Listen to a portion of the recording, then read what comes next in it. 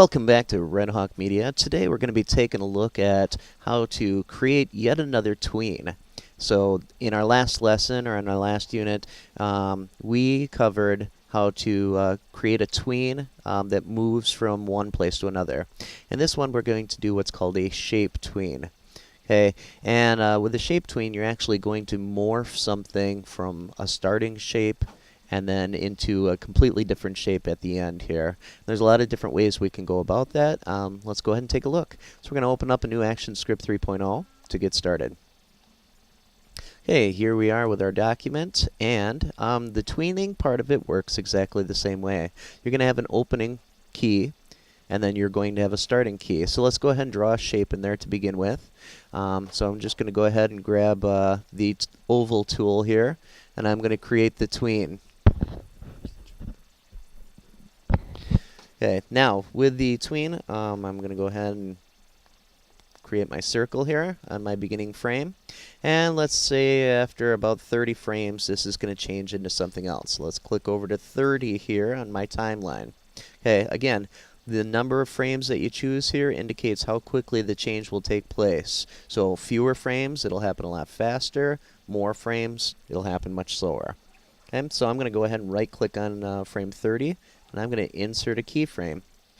Reminder on keyframes. Keyframes are starting and stopping points. They're kind of like anchor points for different actions that are going to happen. So this tween is going to start on frame 1, and it will end on frame 30. Okay, right now I have a circle.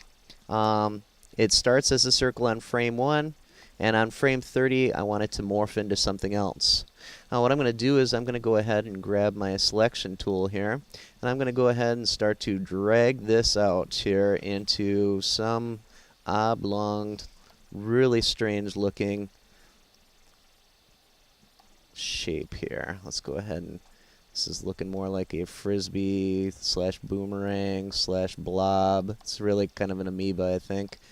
Okay, singular cell life. I don't know. There we go. Maybe it's a bone. I'm not sure. It's like that game you look at the clouds. Anyway, we've got this new shape that it's going to shift into. Now, nothing's going to happen here because you can see I don't have my tweening symbols down here. Now, speaking of symbols, you probably noticed that unlike the tween that we did previously, I did not first convert this into a symbol, a graphic symbol.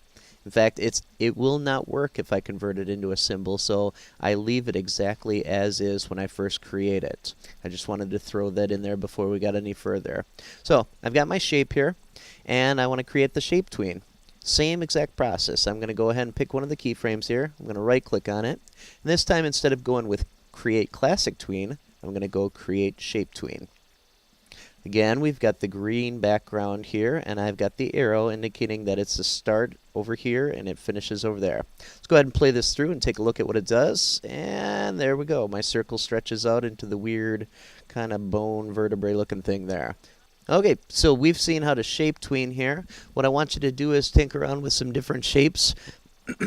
See if you can get a shape to actually tween into something else that's more meaningful. Let's work with some multiple layers that are overlapping, some different colors, and let's combine a couple of things here. Let's see if we combine a shape tween and a motion tween into the same exact thing here. So a classic tween and a shape tween. Let's see if we can get that going. And let's do that on at least 4 layers here to get some stuff moving around.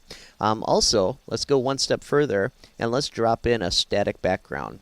Okay, for a static background, all it is that we're going to get something to fill the background here. And that's something I want you to grab it from the internet and drag it in here so that it's in the background. So you'll have 4 layers of different shapes that are tweening, and then you'll have a 5th layer that will be your background. And remember, whatever is the uppermost layer is the most visible one. Whatever is the bottom layer is in the background part of it. Okay, just like Photoshop. Okay, good luck with that, and thank you for joining us again with Red Hawk Media, and we'll see you again.